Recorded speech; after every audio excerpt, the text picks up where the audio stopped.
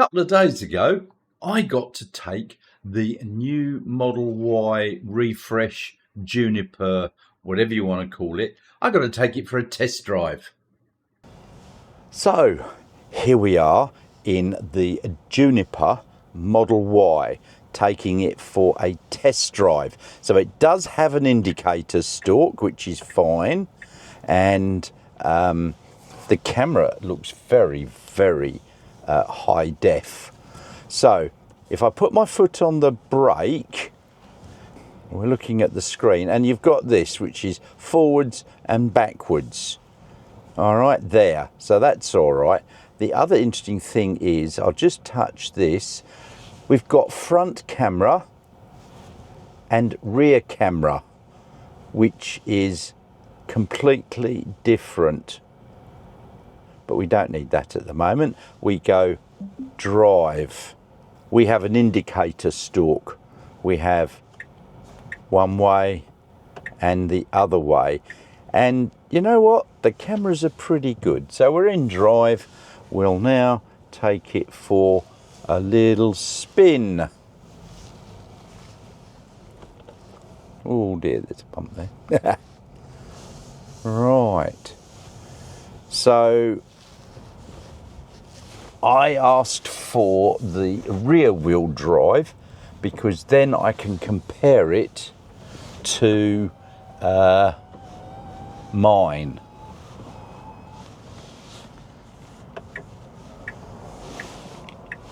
Okay, so out we go, and we'll just go for a bit of a spin. So there's a lot of car dealerships here. There was Ferrari and Rolls-Royce and so on just down the road. So Tesla situated themselves in a very nice part.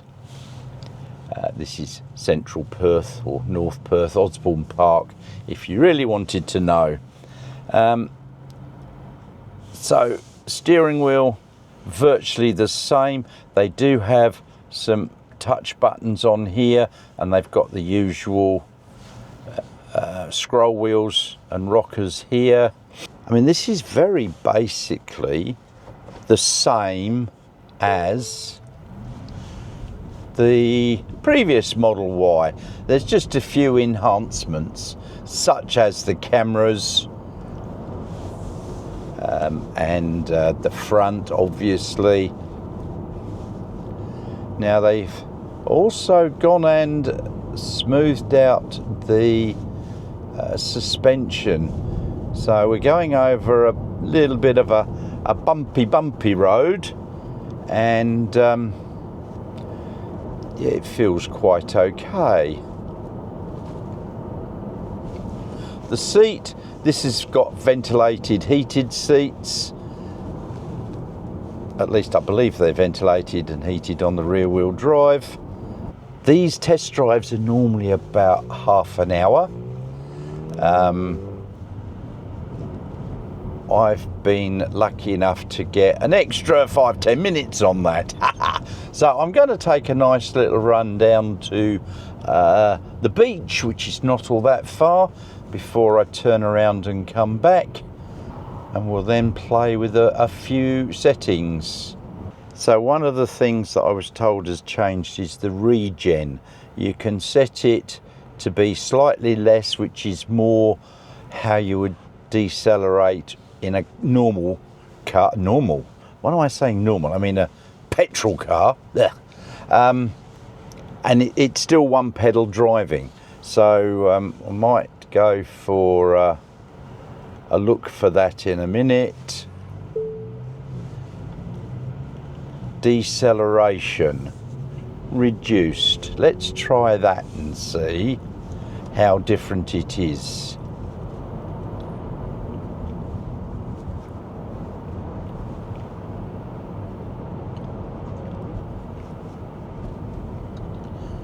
All right, so we're coming up here. Yes, I still want the stalk. If you don't have a stalk, going around a roundabout is hard if you need to indicate and do what is correct in Australia. Right, so one press on the right scroll wheel sets the cruise control, well, it's traffic aware cruise control, as well as auto steering, which is intriguing. And deceleration feels more normal. I put that in rabbit's ears, compared to what you would be used to in an older version. So this car still should have one pedal driving, so car in front has stopped and we are slowing down to a stop. So reduced deceleration, it still does the regen, but it just slows it down a bit slower, if you understand what I mean. So we've got traction control, which is set to auto. We've got steering weight, which is light, standard and heavy. And currently, as you can see, it's on standard and it felt okay.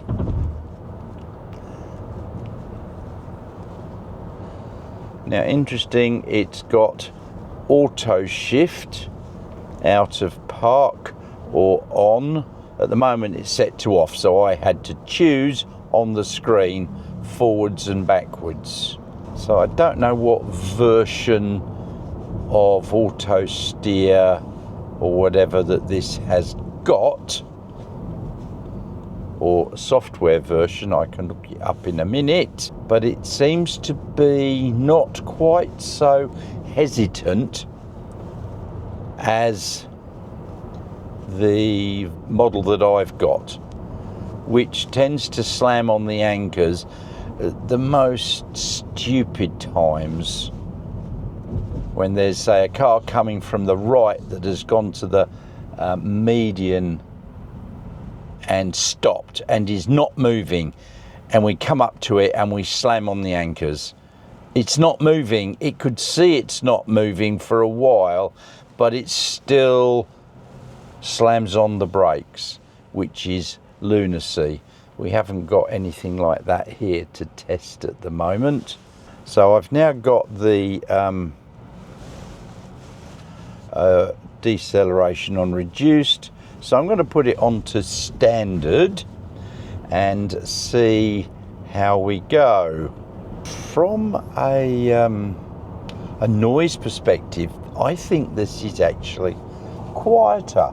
It might be the tyres, because we've got dual thickness glass on the front to reduce noise, but this just seems quieter.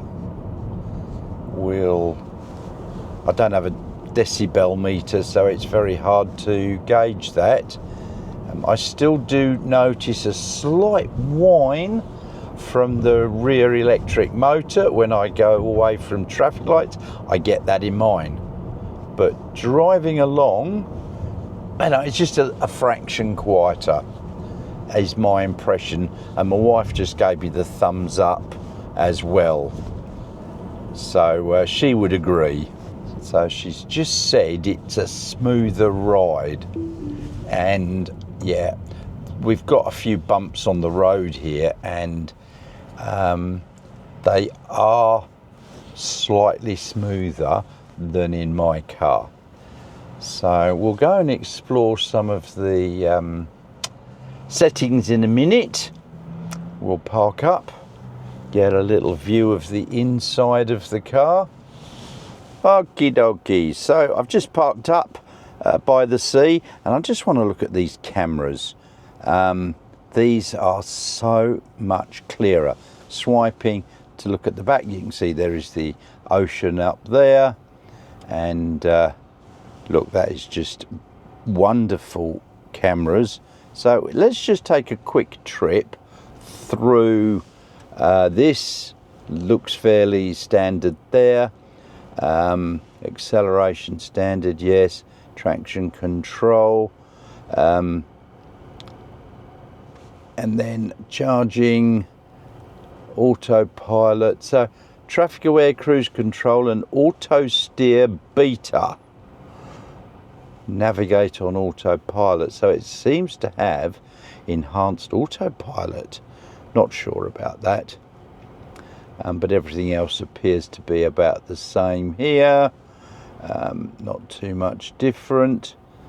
Under lights, I believe you can set the accent lights, which you can see are around the edge. You can have them on or off, as you see. I quite like them on, and that blue colour to me is quite nice. I did have a ride in a Model 3, a new one, the other day, and he had it set to a bright fluoro green, and it was pretty horrible.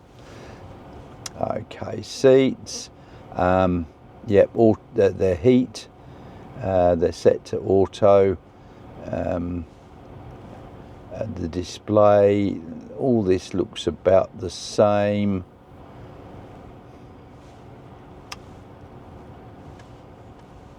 All this looks the same. So version of software that it's got, 8.8.1, which is the same as what I've got.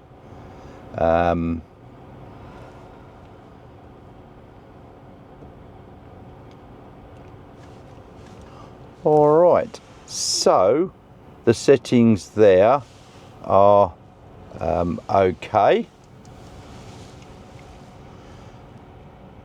So far, I mean, I've driven it for 15 minutes or so, and the seat doesn't feel too much different. The suspension does. You've got the slider control on the screen. Now that's different to putting it into gear using the stalk, but I just sat in it and did it. It was not a problem. So I don't honestly think that that's anything to worry about. It's actually quite simple. So if we look here on the steering wheel, we've got voice control, whatever that is. Oh, that brings up the camera and takes it away. So that's reversing camera. And that says speed, so that sets the cruise control and is speed. And then over on this side we've got windscreen wipers and headlights, and then this is your standard volume and so on control. Really there isn't much else to look at. Now if we take a look down here, you have to put the card to drive there. Used to be back here, but I put it there and it didn't work. So there's the usual tray there which auto closes, and this one auto closes, and that's where you've got your two cup holders. So that actually makes it a lot neater. And underneath here is the standard storage compartment.